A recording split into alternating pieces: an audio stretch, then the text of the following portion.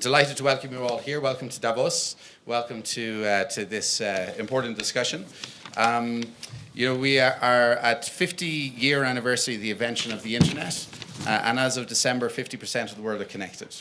At the same time, of those that are connected, 45% of people believe that technology will make their lives better.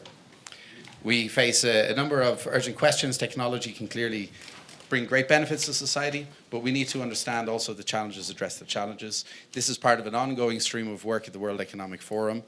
Much of it is summarized in a paper produced with the input of many of the esteemed panelists here and others, which is available on the app and online attached to this session. I'd encourage everyone to have a look. With no further ado, I'll hand over to our great moderator, Victoria Espinel, and enjoy the next hour. Thanks, Derek, and thanks to everyone for joining us. This is a fantastic panel. So I'm going to start off by just very quickly going around the room so you know who all is here, but I don't think we could have a better group of people to have this conversation. So starting here, Rajeev Suri, who is the CEO of Nokia. To my immediate left, Ken who is the Deputy Chairman and rotating chairman of Huawei. Immediately to my right is Abidali Neemuchwala, the CEO of Wipro. Eileen Donahoe, who is currently at Stanford, but has a background that spans public sector. So she was a UN ambassador to the Human Rights Commission. She's also has done stints in civil society as well as in the private sector. And Al Kelly, the CEO of Visa. So thank you very much to my panelists for being here today. I'm very excited about the conversation that we're going to have. So I think one thing that there's a lot of conversation around Davos and around the world is about the rate of change. And so this panel is about the digital economy. I think it is inevitably true here. Digital technology, economic progress, social outcomes are all changing very, very quickly. I think one of the interesting conversations is what are the connections between those two things? Because in some ways, there's clearly the rate of change is accelerating in terms of the digital economy, in terms of economic progress, and in terms of social outcomes. But are those things connected, or are there places where they're becoming more decoupled, and we're seeing tension between technological progress and economic development, or technological progress and positive social outcomes? And all of that comes back to and is highly dependent on the digital economy and what happens in the digital economy. So that's the conversation that I want to have today. It's a broad topic, so I'm excited about where the discussion is going to go. I'm going to start off by asking each of my panelists to speak briefly to the following question. The theme of Davos this year is globalization 4.0. I think one of the things that we really need to understand is how globalization 4.0 is going to be different than what has come before it. Because unless we really understand that difference, it's going to be impossible for us to address the challenges that come from it. So I'm gonna start with Ken, and then go around. But I'd like to hear from each of our panelists what you are seeing in your world. What are the most critical changes and differences and shifts that you see that are going to make globalization 4.0 look different than anything that's happened before? Yeah. So thank you very much, Victoria, and good morning, everyone. It's great to be here for this fantastic session, because I know this is one of the most popular sessions in the WEF every year. And it's a great opportunity to join the discussion regarding the digital economy. And I highly agree with you, Victoria, that the digital economy is driven by the digital technology. So today I would like to take this opportunity to share some of my observations on what's going on the technology side and how the technology will help us to make the change. So firstly, I believe that in this year could be a big year for technology, because many of the technologies are reaching the tipping point. For example, the IoT has been widely used, and artificial intelligence is playing a significant role in our daily lives and also many industrial applications. And even the blockchain has already expanding beyond the traditional in cryptocurrency market. Of course, in this year, the 5G will be the biggest market in technology. The technology is ready, and the business is in a faster growth. So according to the GSMA, by the year of 2025, we will be able to see 5G deployed in 110 countries. And at Huawei alone, in addition that we have deployed 5G networks in more than 10 countries, we will expect to deploy the 5G network in another 20 countries in the next 12 months. And yeah, the smartphone is very important, it's critical. So the 5G smartphone will be ready in the market in June of this year. So I'm pretty sure that many of you will use the 5G smartphone when we get together here for the annual meeting next year in Davos. So 5G is ready, 5G is coming, and 5G will bring every one of us great benefits. So for consumers, we can expect the 5G to help us to build the brand new mobile broadband experience. So let's imagine with the 5G, as a consumer, we can watch the football game from the perspective of the players in the field. And with 5G, we can easily download a high-definition movie into our smartphone in just a second. So that's amazing. And for industries, 5G will also play a significant role in the digital transformation. 5G can help us on smart manufacturing, autonomous driving, remote surgery, and etc. So those are the great benefits we can expect from 5G. And I do believe that even beyond that, 5G will bring a lot of strong features which can be the strong enabler for many, many new disruption in our existing business. Another shift I've already observed is that given the big context of the globalization 4.0, given the process of the development of the digital economy, I believe there will be more and more focus on the, from the, business benefit that technology can bring to us to the social, value that technology will bring to us. So we've seen many, many successful references in the world around us every day to use the digital technology to help people solve the problem like the shortage of the food supply, like to help the people with disability, and to help more and more people to get access to the banking service. So as a member of the digital industry, I'm so proud of that. And I do believe that for any of the technological innovation in our business operation, they will only be meaningful when they can help us to make the people's life better. So I believe that WEF has provided us a great platform to explore the technological innovation, to explore the business value and the social value that it can bring to us. So I'd love to share my opinions and that reference with all audience. Yes, so I think social impact is critical. So I definitely want to make sure we come back to that. Abidali, what are you seeing in your world? So, coming from an industry where there has been a lot of benefit from what I would call as, we never termed it as such, but globalization 3.0 or 2.0, where almost generating 25 years back and globalized services industry in the IT services space, where in a country like India, about 7 million young people have been provided high-skilled employment and a effect of a multiplier of 3 or 4 over there. When I look at globalization 4.0, I think there are 3 things that I think it'll be different in. Number one, it'll be much more human-centric, or it needs to be much more human-centric. Just as an example, we talk about artificial intelligence and the impact that it has on jobs and people. I think reskilling of the workforce. I think there are tons of other activities and jobs that people need to do for which our workforce is not ready today. And businesses and government investing in reskilling people so that we address the anxiety that comes with globalization 4.0. I think the second thing is on inclusiveness.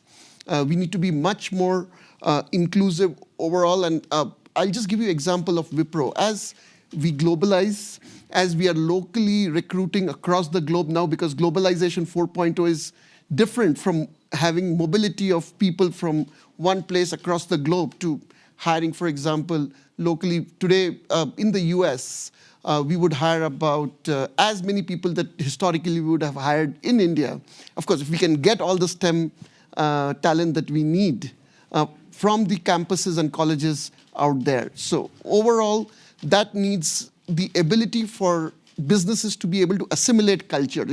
For the first time last year, I appointed a chief culture officer in the organization, which can handle this globalization with a higher level of inclusivity. And we've started a program called Culture Works, which just helps and sensitizes people to be able to work together across diverse cultures, absolutely, around the world. And the third aspect is it being sustainable.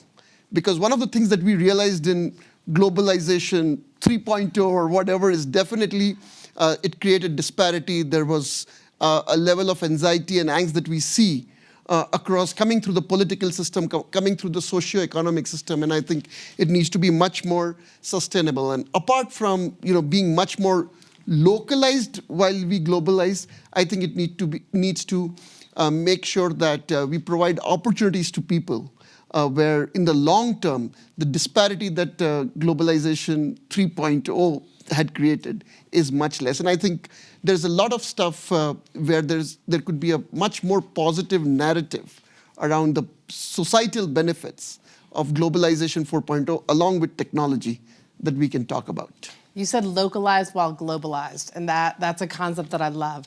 Rajeev, let me turn to you. What do you see as the big changes that are coming? A couple of things will be different. Number one, this next industrial revolution, globalization 4.0, it will address the productivity paradox. So today we have appalling productivity because these third industrial revolution technologies, data centers, mobile internet, smartphones, all these things, social media did not really address productivity. They didn't give us more time. And so if you look at just the US as an example, it's about the digital economy. We have two economies in every country, right? There's the digital economy, there's the physical economy sitting side by side. The digital economy in the US has had about 2.7% productivity per annum.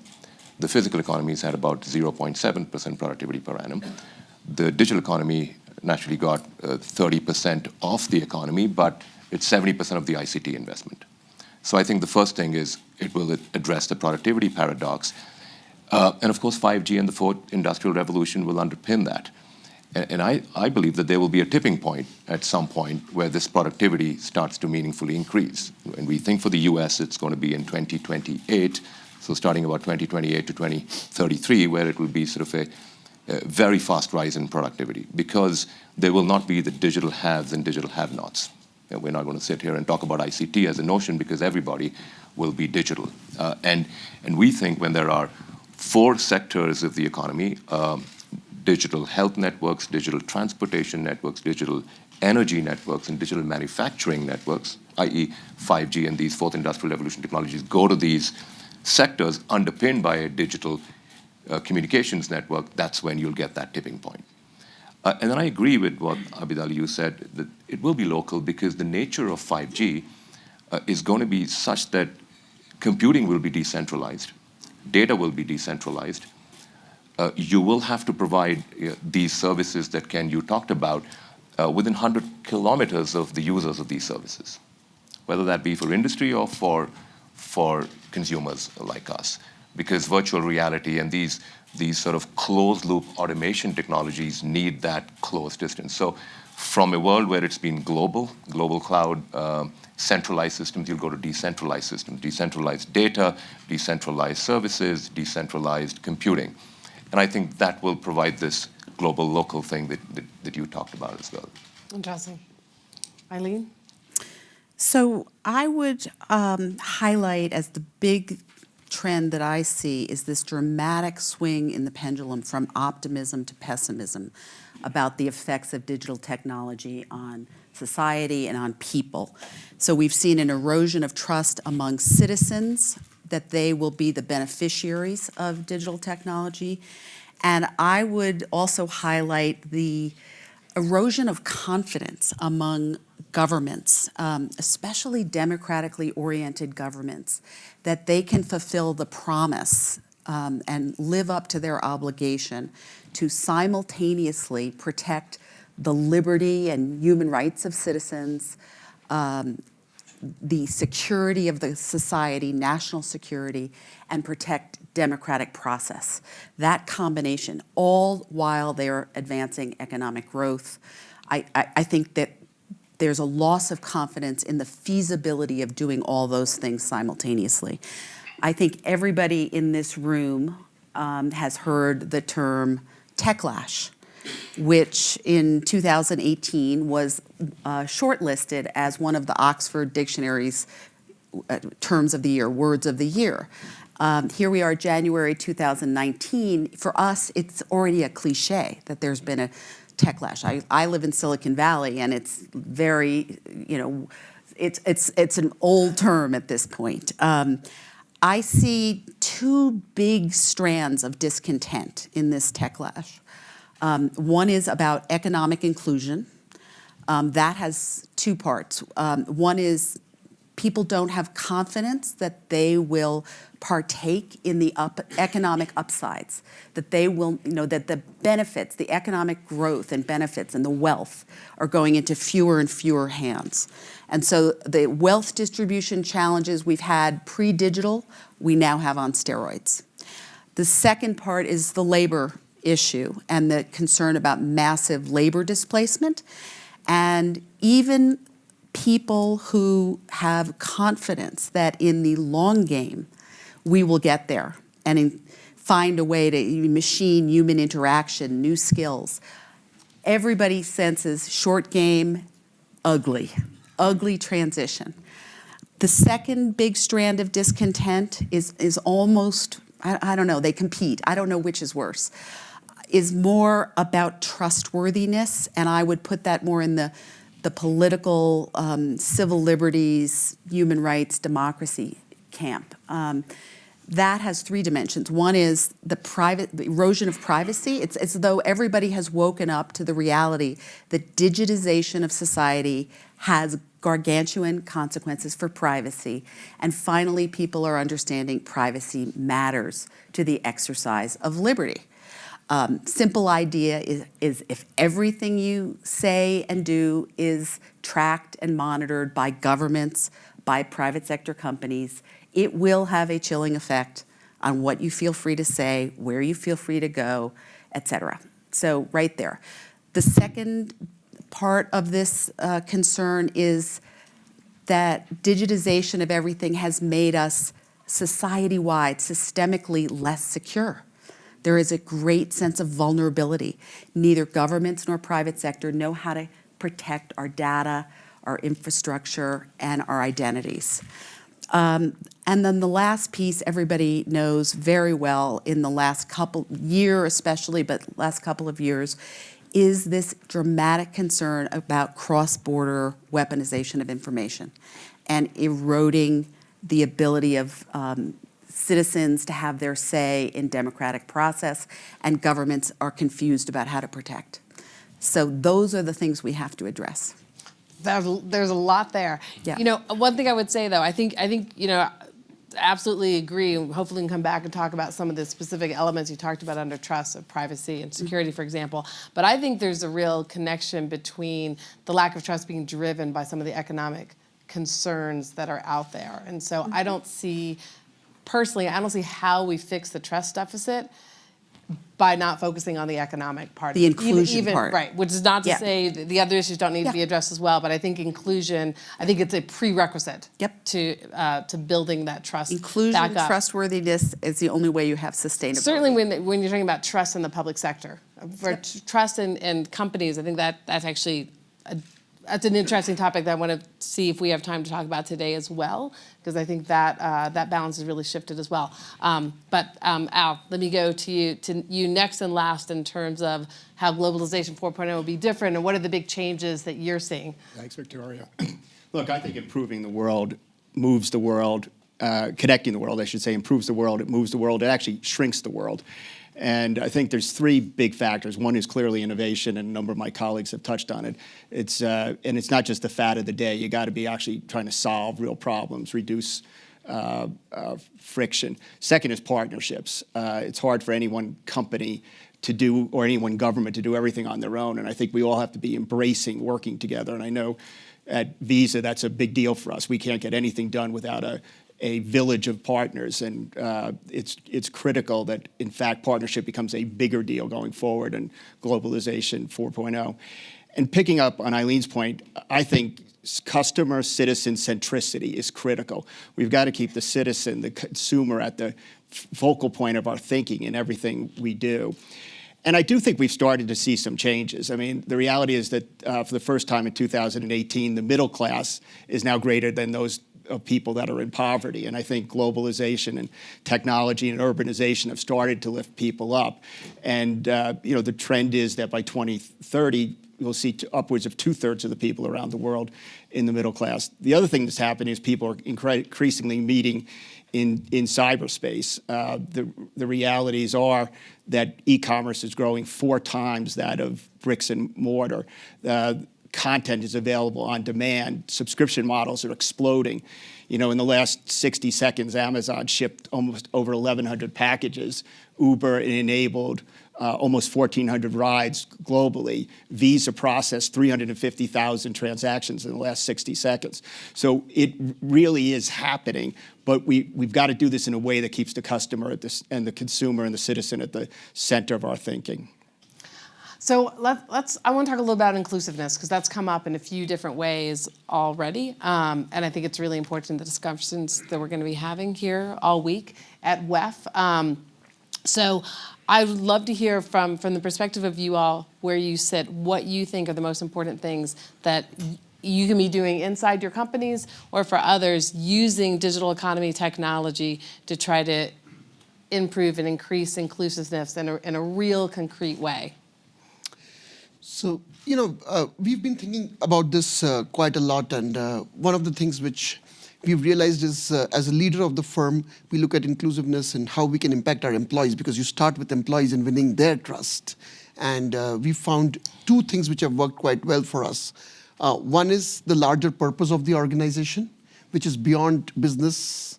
And we're very fortunate that we're able to impact, through our foundation, about 300,000 public schools, and provide help with education of some of the most underprivileged kids over there, and how that helps with driving overall inclusion.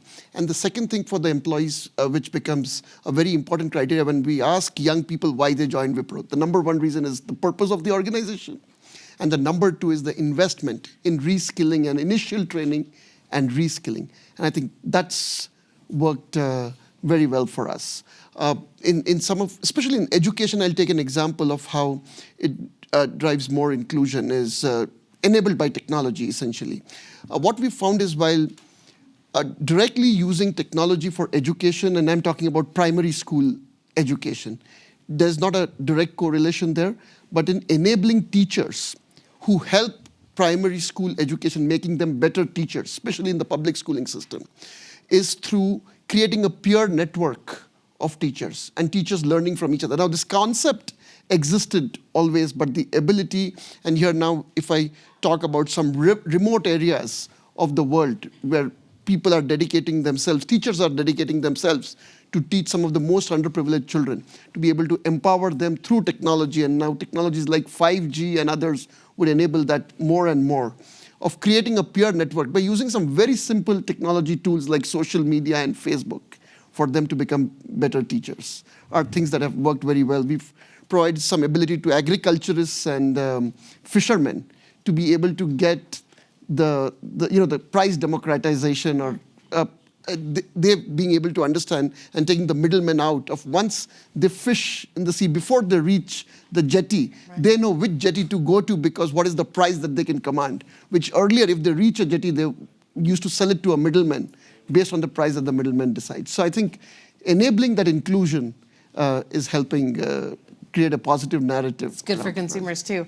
So you mentioned starting with employees, and the Edelman Trust Barometer came out yesterday, and one of the things I thought was interesting in it is that companies actually scored the highest on trust, more than any other institution that they measured against, including government. And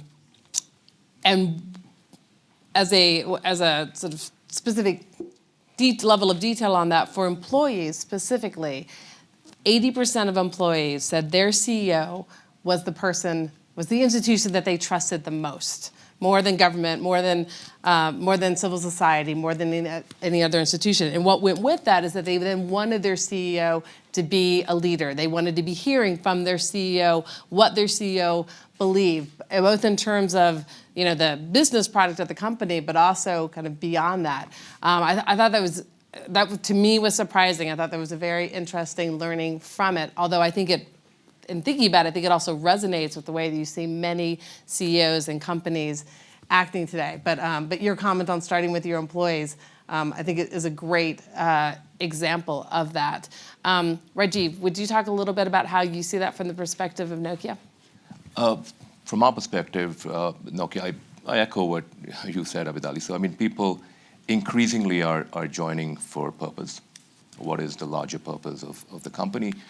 And they're staying for culture. So I spend a lot of time on culture. I've written the cultural principles myself, and we want to deploy it throughout the organization. And the other thing is that we want to use digital and digital technology ourselves for reducing complexity. So we want to declare war on complexity, war on waste, but literally sort of take out complexity, simplify employees' daily lives. What's an example of that? Is that like taking out the middleman, the way Abidali was talking about, or? Yes, lifelong learning, so constantly reskilling, using the notion of human augmented intelligence. So take the example of factory worker. Today's factories that are not digital, they're not digital because these machines and systems and devices are wired.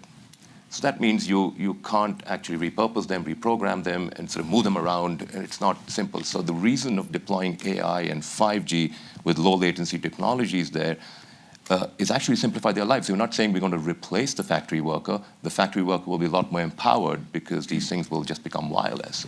Moving enterprise IT from a focus on Wi-Fi being used as the connectivity technology to 5G, because we're moving to operational IT. We're looking at all our assets and saying, how can we connect these assets together and get a lot of value out of them, predict what these devices will do, et cetera.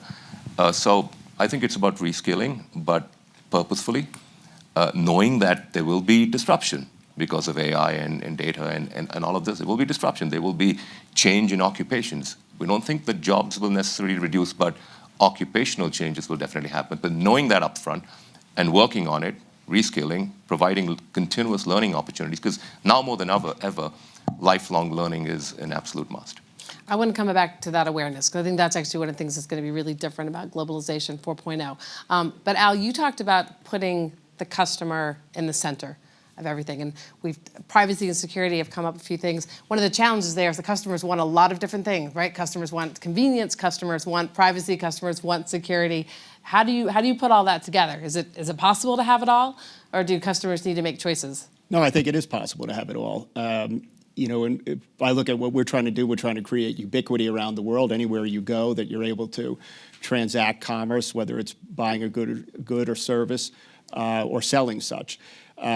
Secondly, we want to make sure we're reliable. What people need to be able to depend on our products and our services, and they need to be secure. The most precious asset is the one Eileen touched on. The most precious asset in the digital economy is trust, and individuals need to be able to trust. I also, by the way, think trust underlies a very important part of financial inclusion. I think a step before financial inclusion is financial literacy, and people who don't have any knowledge of the mainstream financial systems aren't born into the world understanding how money flows and how money is made and how they actually get access to money. And all of that people need to be educated so that they build up a trust. So I think consumers deserve all of those things. They deserve a product that works. They deserve a product that is secure. They deserve a product that they can trust in and out every single day, every single hour, every single second. And it's something that I know we're maniacally focused on every single day of the week.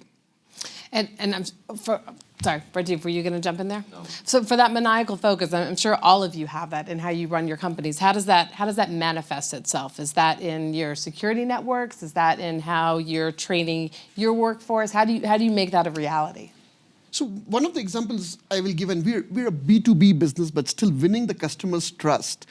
For a CEO, the most difficult thing becomes, especially in this age of technology transformation, is how you cannibalize your own revenue. When the customer says, aha, so this is not going to be necessarily good for your business in the short term, but in the long term, you're thinking about the customer first. I think that makes trust real with customers. And in our example, one of the toughest things that I had to do over the last 2 years or so, we do a lot of infrastructure management for enterprises of my colleagues sitting over here. And that is moving to the cloud, that is getting automated with artificial intelligence and stuff like that. And it's a significant revenue stream for us.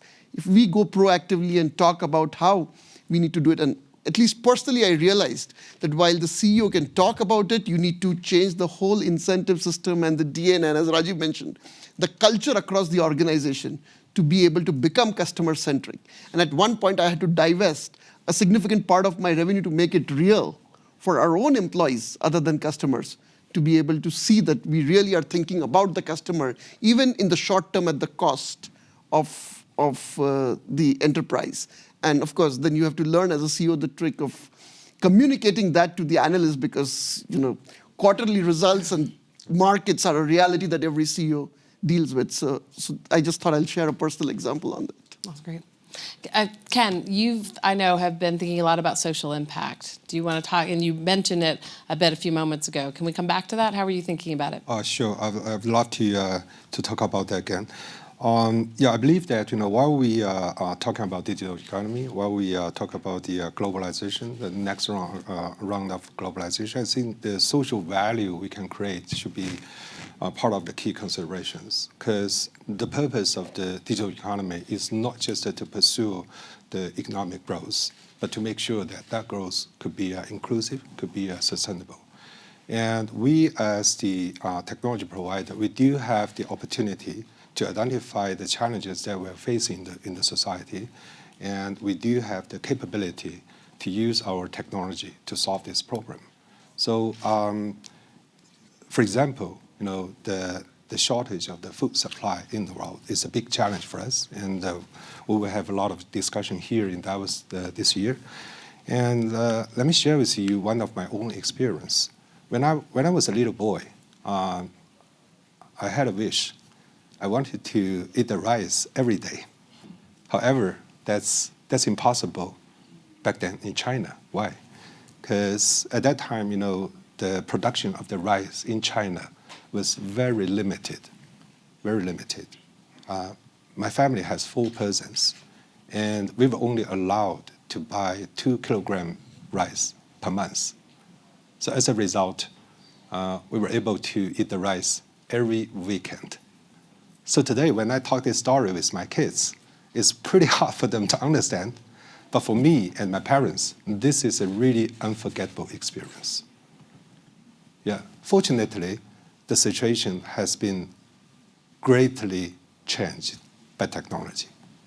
Yeah, last summer, I visited a city called Qingdao. Qingdao is very famous for the beer, but I didn't go for beer. I visited the farmers in Qingdao.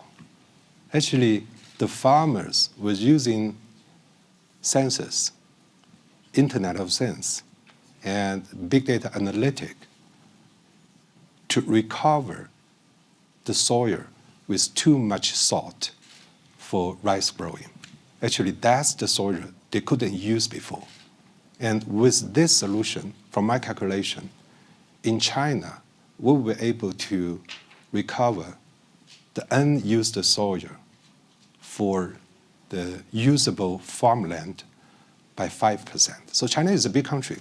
So with those extra farmland, we were able to provide sufficient food for 80 million people in our country.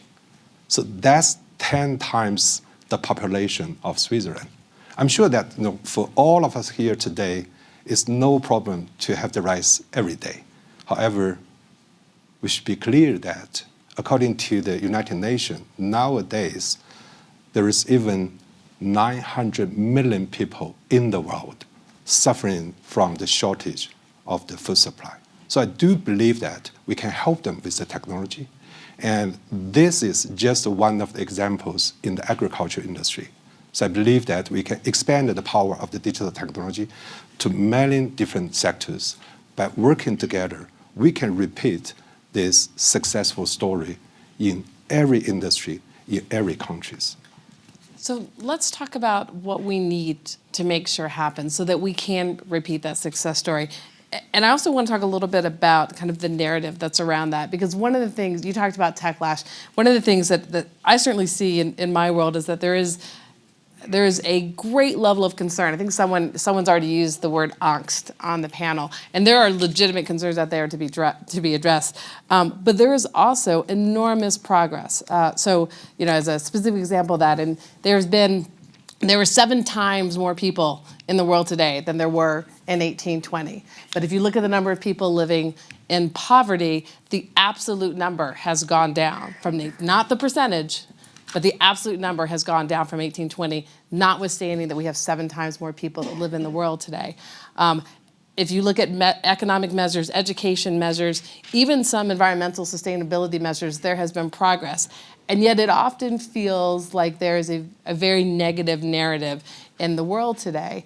And it is good to continue to remind all of us that we need to continue to work to make things better. But sometimes negative narratives can start to weigh you down. There's, the failure is a feeling long before it becomes a reality. So I think it's also important that we continue to push past negative narratives, stay focused on what needs to be fixed, but stay focused on what we need to ensure that progress moves forward. And I'd love to hear thoughts from the panelists on how we not let the negative narrative inappropriately overwhelm discussion and how we continue to move forward on the positive. How do we stay focused on moving forward?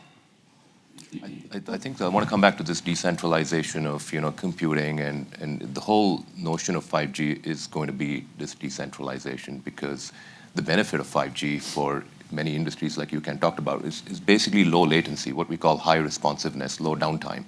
You press a button and things happen quickly. This is mission critical for industries. So given this localization of data, decentralization of computing, analytics, AI, et cetera. And that will also mean localization of talent.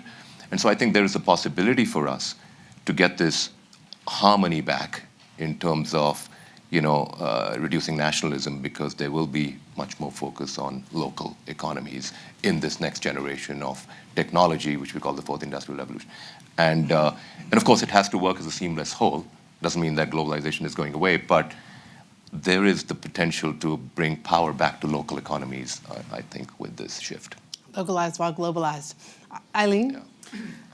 I would add another dimension beyond the economic expansion and expansion of the technology, which is that we need to simultaneously protect citizens' liberty, security, and democratic process along with that economic growth.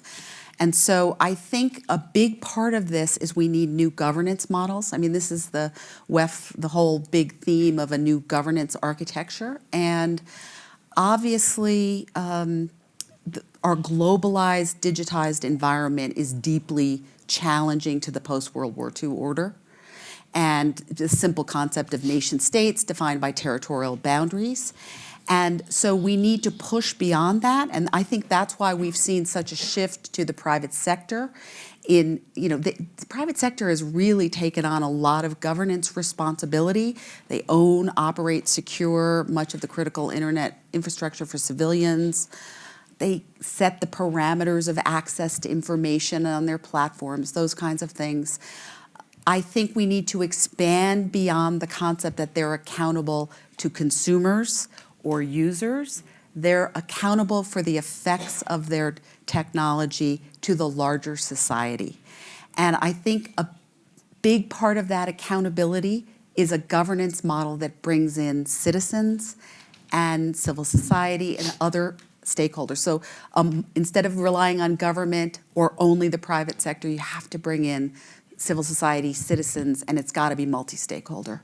So I think it's really interesting how the roles of corporations have been changing. And I think one of the questions around that is, why is that? Is there a failure of governments, and so companies are feeling like they have to step up? Is it just an evolution in how CEOs feel about their job? And is it a good thing or a bad thing? Or is it an inevitable thing? And whether it's good or bad is not really the point. The point is, how do we come up with a new governance structure that takes this into account?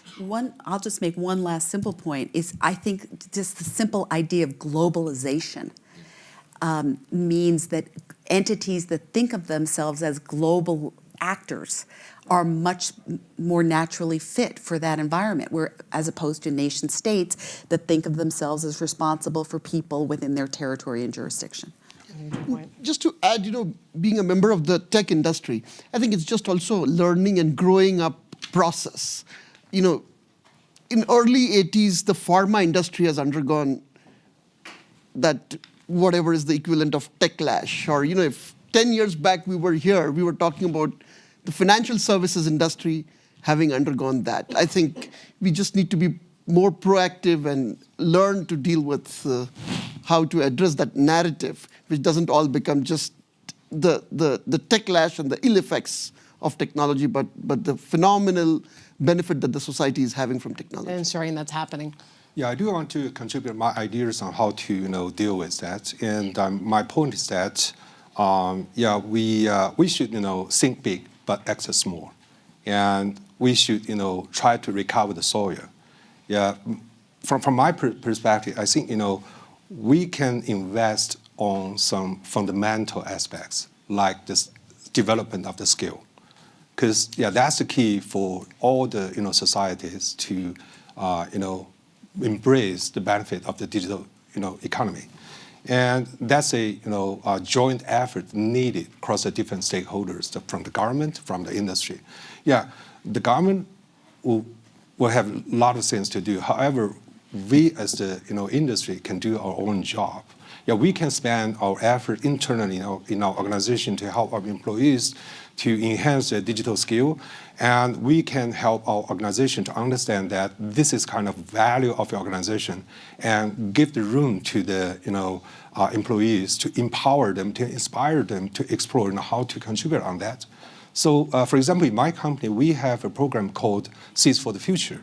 Yeah, because that's the program where all of our employees in the different countries can figure out, how to cooperate with the local community to help to educate the young generations on the digital technology. So we've been in that program for almost 10 years. We've covered around 100 countries, and 100 students have been included in that program. So I think, the point is that we should do our own job, think big, but act small. So I have so many questions I would like to ask this panel, but I'm gonna not be greedy. I'm gonna turn to the audience for just one or two questions, and then I am gonna take the mic back to ask one more question to the panel. So I'm gonna call on this gentleman first, if you wouldn't mind identifying yourself. Sure. So my name is Philippe Delorme. I work with an energy company, Schneider Electric. Wanted to connect the dots with the former panel, which was around energy. The data we're gathering are showing that today the IT world is actually driving close to 10% of the total electrical consumption.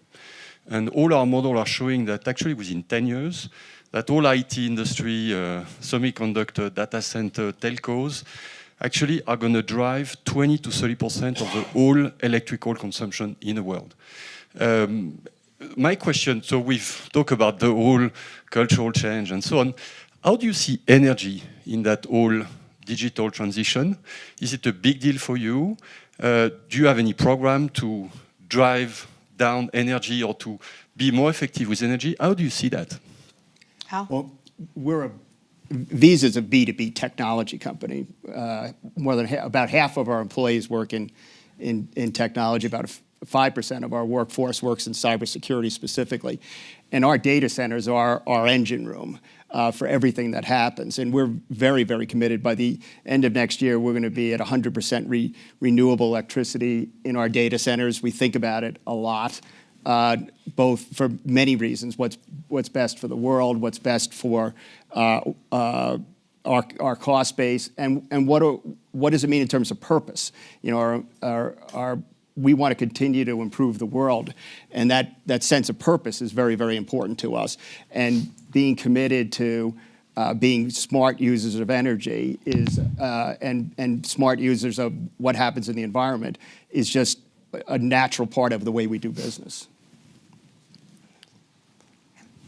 There in the back.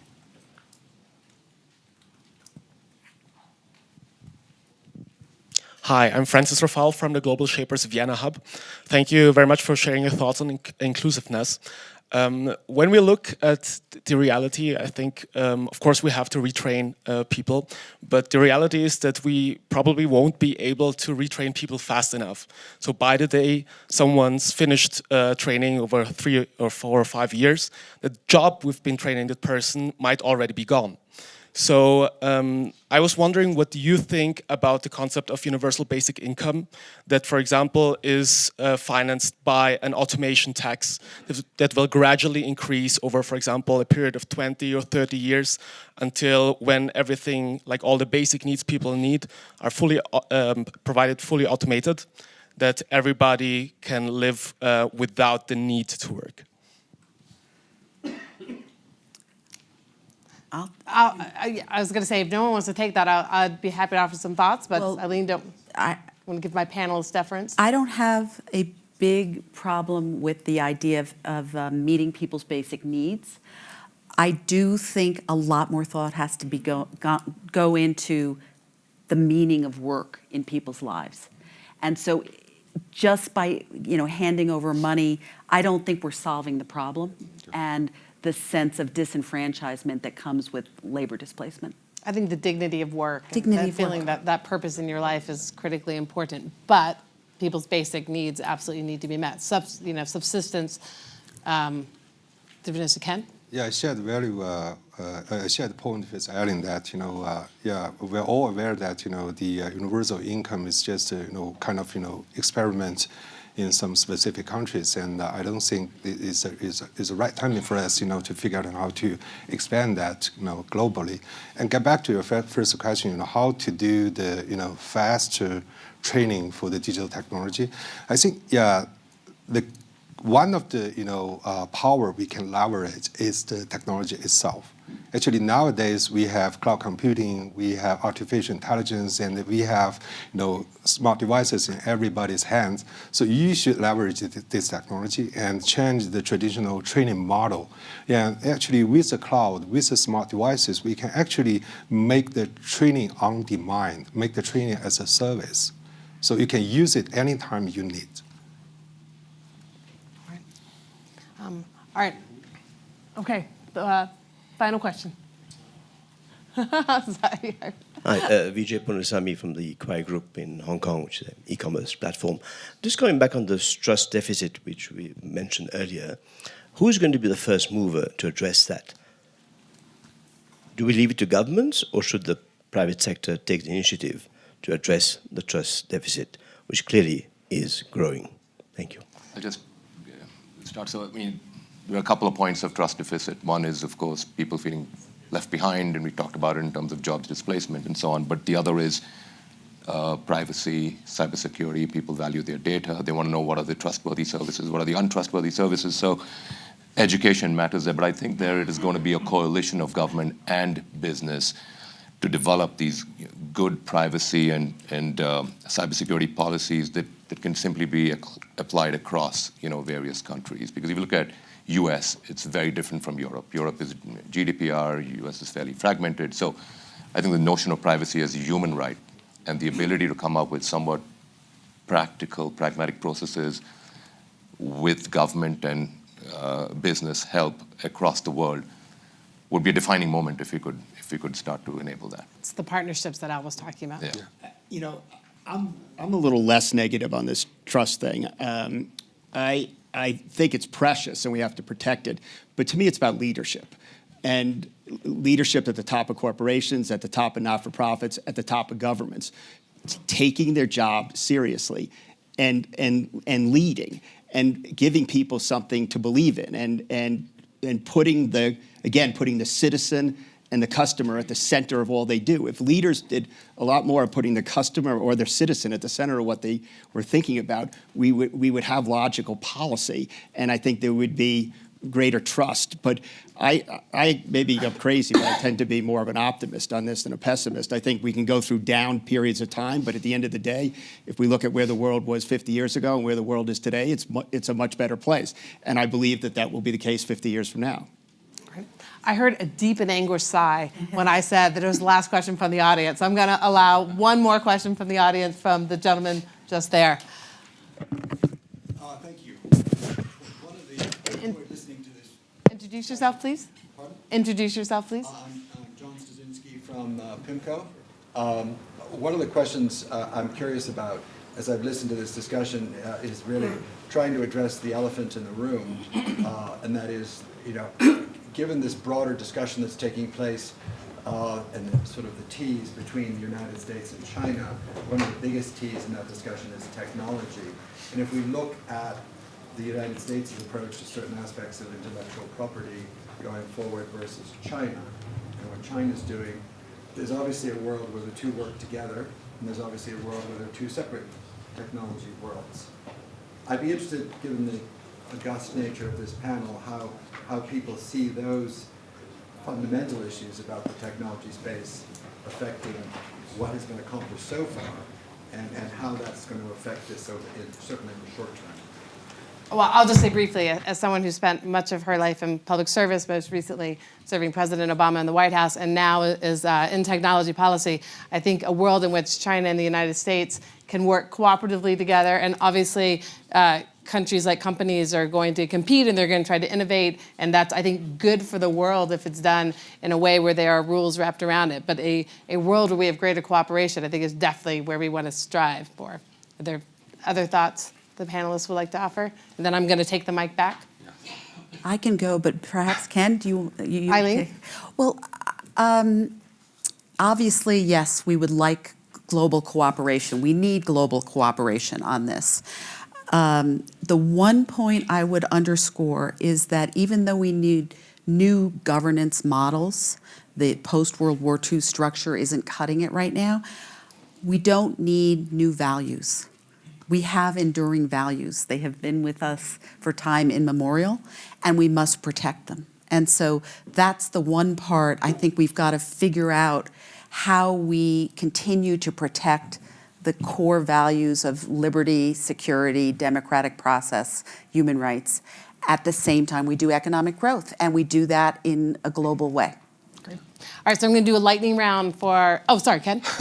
So thank you very much. Yeah, I'd love to share some of my views from the business perspective. And actually, we've seen, the damaging effect on many of the, companies, including Huawei and some of the sectors from the trade war.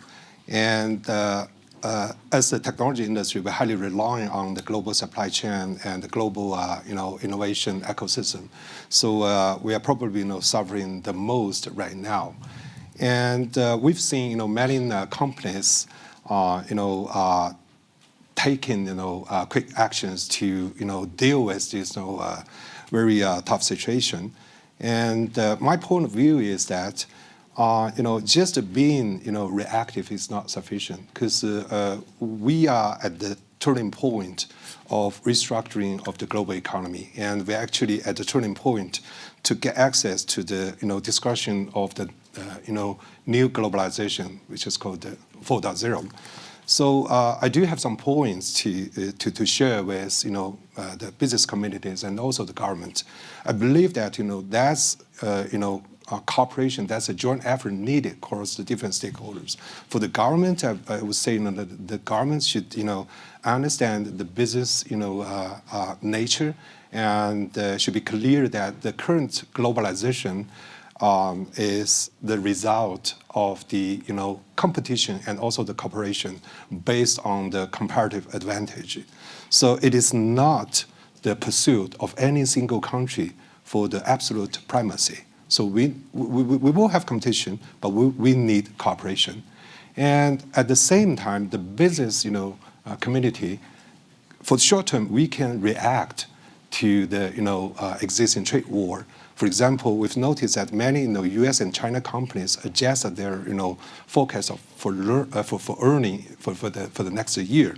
But for the long run, I think for the business community, we should proactively join the process of the definition of the global economy, to join the process of the definition of the globalization 4.0. I will strongly advocate that the business community to voice their opinions to the government, to let government understand the requirements from the business community. Otherwise, I worry that the trends will expand to many, many other industries and countries. So at that time, no matter if global or local, small or large, no matter what sectors are we in, we will be negatively affected. All right, lightning round to conclude this fantastic panel. 20-second answers, please. I think one of the things that's going to be different about globalization 4.0 is in the same way that technology is driving change so quickly, the same technologies, the data that we have, 5G, our ability to analyze it, means we know what the problems are much more quickly. So the awareness is higher, and I think the level of interest in addressing the problems is higher than it has been at any other point in history. Clearly, there are long-term impacts. I want to ask you all to answer in 20 seconds or less.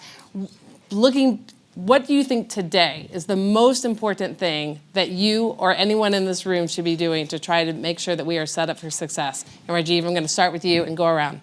Well, personally, as an organization, as Nokia, I want to spread the knowledge of the benefits of the fourth industrial revolution and that 5G will be a critical national infrastructure. Ken? We'll share my ideas very, simply. The technology innovation will not stop. Technology is good, but we should make sure that technology is for good. Abidali? I think business and government should come together and address the trust issue, especially around data and privacy. Okay. All right, great. Eileen? I would say that everybody has to gravitate to this concept of human-centeredness, user-centricness, people-centeredness, and do it through multi-stakeholder process where there is actual inclusion in governance policy development. Great. Al? I think we have to become much more conscious of the gender inequity in business. 73% of women-owned firms are not getting the capital they need, and they dominate in terms of the small business. And we're not talking about millions of dollars or billions of dollars. There's $1.5 trillion gap between the amount of money these women need to become true business people. And we've got to make sure that we give them access to that capital and deal with this gender inequity in business. It's a fantastic send-off. Thank you so much. Thank you to all the panelists. Thank you.